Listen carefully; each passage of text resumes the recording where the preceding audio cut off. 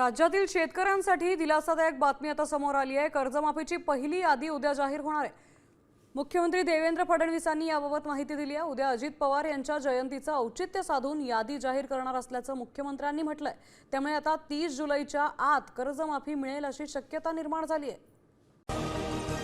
शेतकऱ्यांसाठी एक अतिशय महत्त्वाची माहिती समोर आली आहे, त्यामुळे सर्वांनी हा व्हिडिओ शेवटपर्यंत नक्की पहा। शेतकऱ्यांची कर्जमाफीनंतर 20 थकबाकीमधूनही होणार मुक्तता, तसेच पाटी होणार कोरी। राज्यातील हजारो शेतकऱ्यांना योजनेचा लाभ मिळणार असून नियमित कर्जफेड करणाऱ्यांना 2 लाख रुपयापर्यंत प्रोत्साहनपर अनुदान, तसेच कृषी पंप धारकांना 7.5 हॉर्स पॉवर पर्यंत मिळणार मोफत वीज। 50,000 2 लाखांची कर्जमाफी। डीसीसीच्या 7,629 शेतकऱ्यांना मिळणार लाभ। तर कर्जमाफीच्या काही अटी शिथिल केल्याने अनेक शेतकऱ्यांना फायदा होणार असून काही अटी आहे कायम।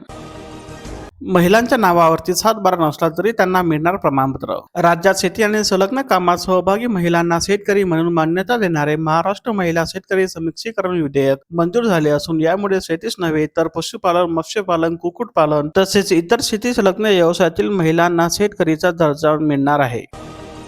मराठवाड्याच्या 3 जिल्ह्यात 31% पाऊस, तर छत्रपती संभाजीनगर, जालना आणि बीड मध्ये 79% पेरणी, तसेच सोयाबीन व कापसाची दुबार पेरणी न करण्याचा सल्ला। पिकांसाठी ढगांमधून बरसल्या संजीवनी सरी तर वऱ्हाडात प्रतीक्षा आहे कायम। तसेच पूर्व विदर्भाचे जिल्हे मध्यम पावसाने भिजले तर पुढचे 5 दिवस बरसतील मेघ। पावसाअभावी शेत जमिनीला भेगा पडल्या असून पिके दुष्काळीच्या छायेमध्ये। आखाती युद्धामुळे केळीचे भाव कोलमडले असून शेतकऱ्यांचे आर्थिक गणित बिघडले। जुलैच्या पहिल्या आठवड्यात झालेल्या दमदार पावसानंतर सोयाबीन कापूस पिकात नोंदणीच्या कामाला आला वेग। सोयाबीनच्या भावाने 7,500चा टप्पा गाठला असून मूर्तिजापूर बाजार समितीत मिळाला सर्वाधिक 7,450 रुपये प्रति क्विंटल भाव। वन्य प्राण्यांचा धुमाकूळ सुरूच असून सोयाबीन, तूर आणि कापूस पिकांचे होत आहे मोठ्या प्रमाणात नुकसान। निकृष्ट बियाणामुळे त्रिवार पेरणीचे संकट आले असून बांबुडगाव परिसरातील शेतकऱ्यांची पंचनामा करून मदतीची केली मागणी। अपघातग्रस्त शेतकरी कुटुंबाची प्रतीक्षा कायम असून 23 लाभार्थ्यांचे 44 लाखांचे सानुग्रह अनुदान रखडले। तसेच शेतकरी सानुग्रह अनुदान योजनेतील प्रकरणे प्रलंबित। पेरलेले नाही उगवले, पीक करपू लागले, शेतकऱ्यांना मोफत बियाणे। दुबार पेरणीची वेळ आल्याचं डीपीडीसी निधीतून मदतीचा निर्णय तर अंमलबजावणीकडे शेतकऱ्यांचे लागले लक्ष। तसेच बुलढाणा जिल्ह्यात पावसाची प्रतीक्षा कायम। पळसखेड शिवारामधून बिबट्या जेरबंद झाला असून शेतकऱ्यांना मिळाला दिलासा। कारंजा तालुक्यातील 15 दिवसापासून पावसाने दांडी मारली असून पिके जगवण्यासाठी शेतकऱ्यांची धडपड सुरू। तुरीच्या दराने पुन्हा ओलांडला 8,000 रुपयांचा टप्पा। कारंजा बाजारात 8,300 रुपयांचा उच्चांकी भाव, तर यंदा 65,000 हेक्टरवर तूर पेरणीचे नियोजन। गारपीटनंतर 3 महिन्यांनी विमा कंपनीचे पंचनामे, शेतकरी झाले संतप्त। नवीन हंगाम सुरू झाल्यानंतर पोहोचले प्रतिनिधी तर नुकसान शून्य दाखवून भरपाई नाकारण्याचा आरोप। जुलैमध्ये पावसाचे दिवस 6, खत बियाणे पडून तर पिके गेले अडून। नंदुरबार जिल्ह्यावर दुष्काळ छाया तर दुबार पेरणीसाठी बियाणे वाटपाच्या आदेशाची अजूनही प्रतीक्षा।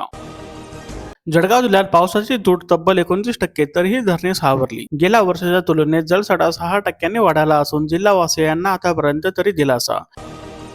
भुसावळमध्ये पावसाची 49% तूट तर खरीप हंगाम अडचणीमध्ये। अपेक्षित 246 मिमी पैकी फक्त 126 मिमी पाऊस, तर सरासरीपेक्षा निम्माच बरसला पाऊस।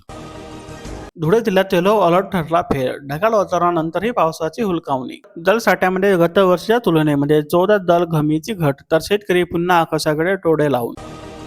पावसाअभावी शेतकऱ्यांपुढे अडचणी असून दुबार पेरणीचे संकट।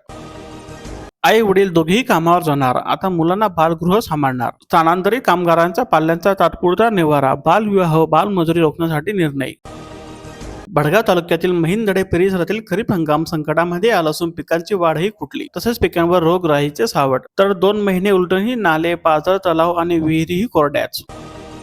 अलमट्टी 76% भरले असून काठाच्या गावांची धडधड वाढली, तर वारणासह कोयना धरण क्षेत्रात संततधार। 50,000 2 लाखांची कर्जमाफी। नाशिक जिल्ह्यातील 76,000 शेतकऱ्यांना लाभ, तर पीक कर्ज फेडणाऱ्यांची अटही रद्द। तसेच जिल्ह्यात आणखी 12,000 शेतकऱ्यांना लाभांची शक्यता। 2019च्या लाभार्थ्यांनाही आता 2 लाखांची कर्जमाफी।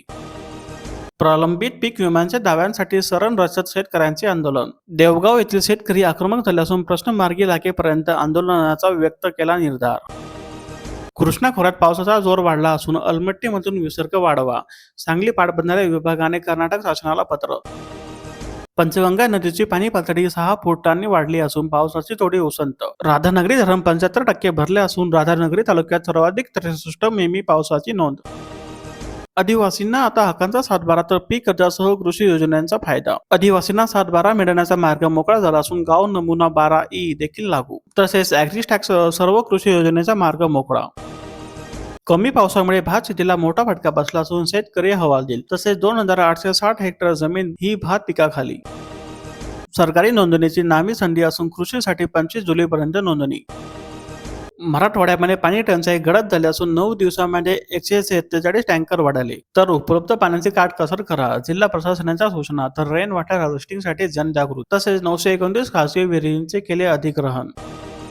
कन्नड तालुक्यामध्ये 92% खरीप पेरण्या पूर्ण तर मोठ्या पावसाची प्रतीक्षा. तसेच रिमझिम पावसामुळे खरीप पिकांना जीवनदान तर तालुक्यातील सिंचन प्रकल्प अजूनही कोरडेच. 6 वर्षानंतरही जल जीवनच्या 849 योजना अपूर्णच. हर घर जल कधी मिळणार? 1.5 वर्षापासून केंद्राकडून नीती ठप्प तर ठेकेदारांच्या बिलांची प्रतीक्षा. तसेच 220 योजनांची कामे 50%च्या आतमध्येच. बीड, आष्टी, गेवराई आणि केज तालुक्यात कामे रखडली. अंबाजोगाई तालुक्यात रखडली जल जीवनची तब्बल 82 कामे तर 95 पाणी पुरवठा योजनांपैकी केवळ 13 योजना झाल्या पूर्ण. परळीमध्ये 95 ग्रामपंचायतीला 108 कोटींचा निधी मिळून ही कामे कासोगतीने सुरू. तर तालुक्यात अजूनही 67 गावात जल जीवनाची कामे अपूर्ण. नागरिकांना पाणी जरा जपून वापरा. 7 मध्यम प्रकल्पांमध्ये 26% पाणी साठा तर चिंतेचे ढग. जालना जिल्ह्यात आतापर्यंत 240 मिमी पावसाची नोंद तर अनेक प्रकल्पांनी गाठला तर पाण्याचा उपसाही सुरूच. खरीपातील कर्ज वाटप संत गतीने तर लातूर जिल्ह्यात आतापर्यंत 37% अर्थसहाय्य तर शेतकरी अडचणीमध्ये. राष्ट्रीयकृत बँकांकडून केवळ 8%च कर्जाचे झाले वाटप. महागाईच्या तडाख्याने साखर झाली कडू. क्विंटल मागे तब्बल 700 रुपयांची वाढ तर ऊसाचे उत्पादन कमी झाल्यामुळे साखरेच्या दरात वाढ झाल्याचा दावा. पावसाअभावी शिवारे कुमजले असून ऊसासह खरीप पिके धोक्यामध्ये. विहीर बोरवेल आटण्याने सिंचनाचा खर्च आवाक्याबाहेर तर शेतकऱ्यांना दमदार पावसाची प्रतीक्षा. पाटीकोरी होणार. कर्जमाफीनंतर वीज बिलाच्या थकबाकीमधून परभणी जिल्ह्यातील शेतकऱ्यांची मुक्तता. तसेच 1,01,460 कृषी वीज ग्राहकांना दिलासा तर कोट्यवधीच्या थकबाकीचा प्रश्न मार्गी लागण्याची शक्यता. पावसाने दांडी मारली. खरेदीदार फिरकेना खर्च निघणार कसा? नर्सरी धारक चिंताग्रस्त झाला असून मागणी वाढली तर संत्र्यांसह मोसंबीच्या कलमांच्या सुगीचे दिवस. मात्र पावसाअभावीच वाढली चिंता. बोगस बियाणे विक्री ते कंपनींना ब्लॅकलिस्ट करा. युवक काँग्रेस आक्रमक तर अमरावती जिल्हा अधिकारी कार्यालयासमोर निदर्शन. दिव्यांग वधूवरांचा संसार फुलवणार. सरकार 2.5 लाख अनुदान देणार. राज्य शासनाचे महत्वाचे पाऊल तर थेट लाभार्थ्यांच्या बँक खात्यात जमा होणार अनुदान. शासनाच्या एकूण अनुदानाच्या रकमेतील 50% रक्कम पती पत्नीच्या संयुक्त नावावर 5 वर्षासाठी मुदत ठेव म्हणून ठेवली जाईल. डीएपीचे दर कमी, मागणी जादा पण साठा शोधूनही सापडत नसल्याने शेतकरी हवालदिल तर संयुक्त खतांचे दर भडकल्याने आर्थिक ओढाताण.